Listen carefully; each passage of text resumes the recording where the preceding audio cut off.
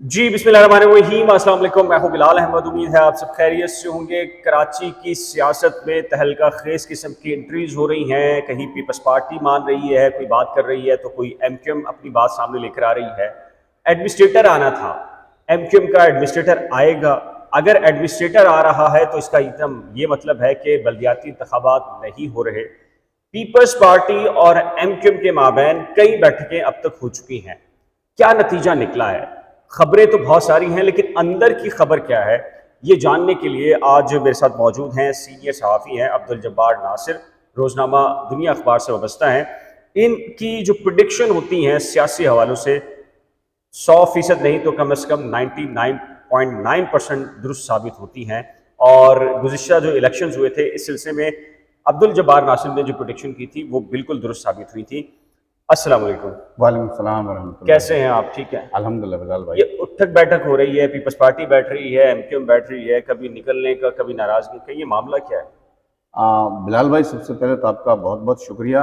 और आपने प्रेडिक्शंस की बात की, और असल बुनियादी तौर पर जब आप हकीकत को देखते हैं बहुत करीब से, उसी को देख के मद्देनज़र रख कर जो है ना कोई तज्ज़िया करते हैं, तो यकीनन वो दुरुस्त साबित होता दुरुस्त भी साबित होता है। और यह बाज़ औक़ात उसमें उन्हीं कमी पेशी हो भी जाती है। है।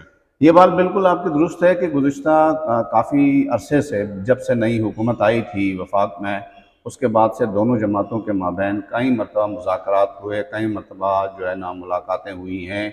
और सबसे ज़्यादा अहम जो मुलाकात हुई हालिया दिनों में हुई है, यानी कल कल एक मुलाकात हुई और है। एक कल मुलाकात होनी है, बड़ी बैठक इलेक्शन वो कमीशन के साथ। वो मुलाकात यहाँ नहीं है, वो इलेक्शन कमीशन के साथ है इस्लामाबाद में। उसमें जमात इस्लामी को भी बुलाया गया है, पीटीआई को भी बुलाया गया है, पीपल्स पार्टी को भी बुलाया गया है, हुकूमत सिंध को भी बुलाया गया और एमक्यूएम को भी बुलाया गया बल्दियाती इलेक्शन के ऊपर। जी जी, बल्दियाती इलेक्शन के हवाले से।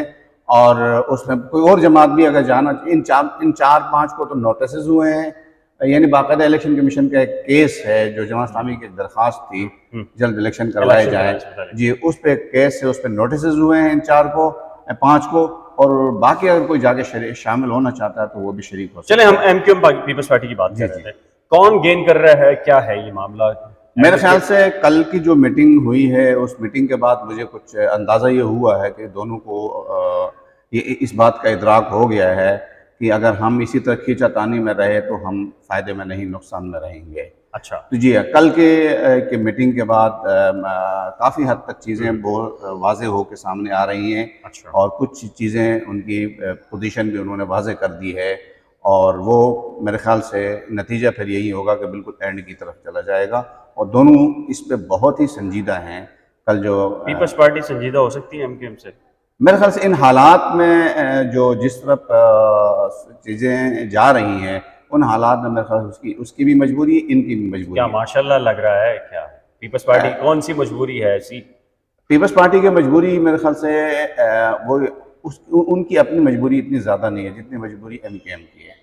हाँ जी, एमक्यूएम की मजबूरी है। और एमक्यूएम ये बार बार पीपल्स पार्टी को कहती है, जी अगर आप हमारे ये काम नहीं कर सकते तो हम वफाक में आपके साथ नहीं चल सकते। तो अब पीपल्स पार्टी आना चाह रही है, और पीपल्स पार्टी को अब इदराक इस बात का हो गया है कि अगर 24 जुलाई को इलेक्शन हो जाते हैं तो वो बहुत बड़े अच्छी पोजीशन में जो है शहर में पहली पार्टी बन के आ जाती। Peoples party. जी जी, पहली है। तो ये हम आपसे पहले भी कहते अच्छा। हैं, हम पहले जो उन्होंने डिप्लोमेटिक तरीके से जो हल्का बंदियां की हैं, आज भी हम ये कहते हैं, आज भी हम ये कहते हैं टेक्निकली।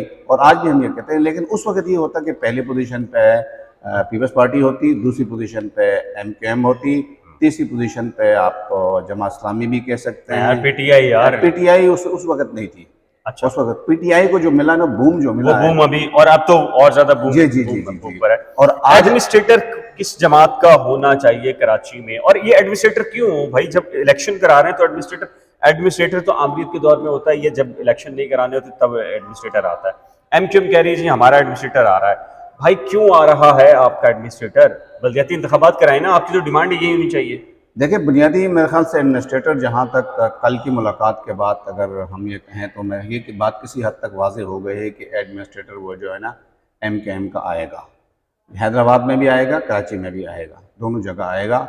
और ये फार्मूला आज तय नहीं हुआ था, ये आज से 6 महीने पहले तय हुआ था, जिसमें जो मुआहिदा हुआ था इमरान हुकूमत गिराने का। जी जी जी, उस मुआहिदे में शामिल थे, ये बात नहीं शामिल थी। अगर जिसमें इस वजह से ताख़ीर हुई, यही जो आप बात सोच रहे हैं, इलेक्शन होंगे तो उसके बाद जब 2 महीने 3 महीने के लिए एडमिनिस्ट्रेटर ला के मुफ्त के जो है ना नेकी बर्बाद गुनाह लाजिम वाली पोजीशन वाली बात है। जी जी। लेकिन अब कुछ उनको दोनों पार्टियों को एहसास हुआ है, इनको भी एहसास हुआ है कि शायद ये एहसास कहीं यहाँ से तो नहीं दिलाया जा रहा? नहीं, ये इनको दोनों को एहसास एहसास यहाँ से दिलाया जा रहा हो कि इमरान को हुकूमत गिराने में तुम लोगों को बताया था कि शराफत से चलना, देखो अब गलत नहीं। मेरे ख्याल से ये भी मेरे ख्याल से मैं जो जिन चीज़ों को मैंने बहुत करीब से देखा है, इस पूरी अमल में कहीं भी कोई किरदार नहीं किसी का। अच्छा। ये इनका पर्सनल किरदार है। MKM तकरीबन 3 साल से परेशान बैठी हुई थी, लेकिन उसको पकड़ के रखा हुआ था। वो पहले दिन से, बल्कि MKM पहले दिन से जाना ही नहीं चाह रही थी। उनकी ये कोशिश थी कि हमारे जो मसाइल हैं उनका ताल्लुक सूबे से है, हमें सूबे में जाना चाहिए। लेकिन उनको पकड़ के उस वक्त जो हालात थे उन हालात पे ले जाया गया। ठीक है। और मार्च 2021 तक जबरन पकड़ा गया। उसके बाद फिर जो लास्ट में आखिर में देखा आपने, एक 36 बिल एक साथ मंजूर हुए थे, वो लास्ट एपिसोड था जहाँ पर ये चल गया। उसके बाद मेरे ख्याल से हमने बहुत ही गौर से देखा है, कहीं पर हमें ये वाला अमल कहीं नज़र नहीं आया है। बल्दियाती जो एम्पावरमेंट का इशू, MKM का कोर इशू, MKM सुबह सिंध से ही उसके सारे मसाइल का ताल्लुक है। वफाक से मेगा प्रोजेक्ट हो सकते हैं, वफाकी गवर्नमेंट जो भी आती है आप ले लेते हैं मेगा प्रोजेक्ट्स, कम या ज़्यादा, लेकिन जो बेसिक इशू हैं MKM के वो हैं सुबह सिंध गवर्नमेंट से। MKM इमरान हुकूमत से अलहदगी के बाद MKM ने खोया है या पाया है? और पीपल्स पार्टी ने धोखा, हम तो सियासी तजियाकार के तौर पे देख रहे हैं कि 49 अगर लॉस में अगर तरामीम करनी थी तो पीपल्स पार्टी ने 5-6 लॉलीपॉप दिए, इससे ज़्यादा कुछ नहीं दे रही। देखिए मेरे ख्याल से अगर MKM कहे कि यार ये काफ़ी है तो फिर एक अलग बात है। वो नहीं, देखें बुनियादी तौर पर देखें कि ये मेरे ख्याल से 2018 में भी MKM वफाक में जाना नहीं चाहती थी। अच्छा। जी, वो वफाक में जाना नहीं चाहती थी। फिर उनकी मजबूरी बन गई, बल्कि ये उनका पहले से तय था। हाँ। बल्कि मैं एक और आपको बड़ी बात बता दूं कि फारूक सत्तार साहब का जो हटाया जाना था, उनको चेंज करना था, वो यही था। वो कहते थे जी हमने कहाँ जाना, हम इलेक्शन के बाद फैसला कर लेंगे।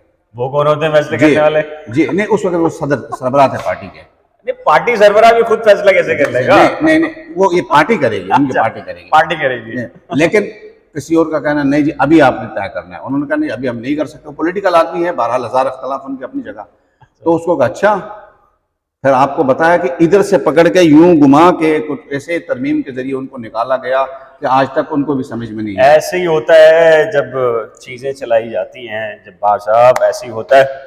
तो लेकिन ये जो भी चीज़ें तय हो रही हैं, MKM गेन कर रही है सारी चीज़ें। मेरे ख्याल से कल की जो मीटिंग हुई है वो बड़ी अहम थी, और कल की मीटिंग के बाद मैं समझता हूँ कि काफ़ी चीज़ें दोनों जगह कराची और हैदराबाद में एडमिनिस्ट्रेटर आ रहा है MKM का। अभी तक के मेरी जो इत्तला मुताबिक दोनों जगह जो है ना, हैदराबाद और कराची में एडमिनिस्ट्रेटर जो है ना वो MKM का आ रहा है।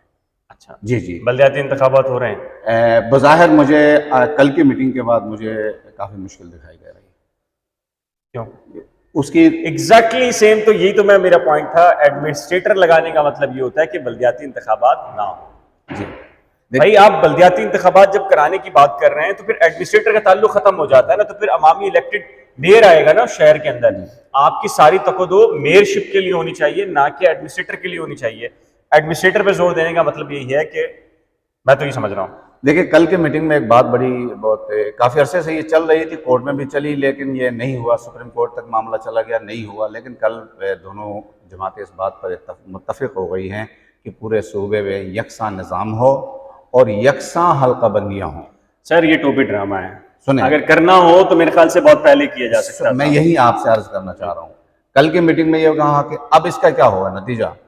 कल ये इलेक्शन कमीशन में जाके दोनों कहेंगे कि हम इस बात पर मुत्तफिक हो गए और हम अभी करने जा रहे हैं, तो अगले 6 महीने हमें चाहिए। वो तो डेफिनेटली आपको 6 महीने फिर मजबूरन आपको चाहिए। ऑडियंस से यही बात है। देखिए हम यही कह रहे थे कि मामला एडमिनिस्ट्रेटर पर जोर देने का मामला यही है कि इसका मतलब है कि पॉलिटिकल जमातें बल्दियाती इंतखाबात या अवामी मसाइल के हल के लिए जो कंसर्न फॉरम है उसको क्रिएट करने में रुकावट हैं। और एडमिनिस्ट्रेटर की बात बेसिकली जाहिर है कि इस बात की इंडिकेशन है कि बल्दियाती इंतखाबात उनकी भी ख्वाहिश नहीं है।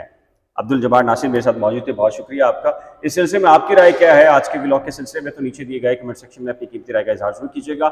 एक नए व्लॉग के साथ जल्द मिलेंगे, लेकिन जाने से पहले एक रिक्वेस्ट है कि अगर आपने करंट अफेयर्स विद बिलाल और नई खोज को अभी तक सब्सक्राइब नहीं किया तो बराए करम सब्सक्राइब, वीडियो को शेयर, लाइक और बेल आइकन को लाजम प्रेस कीजिएगा। खुदा हाफिज़।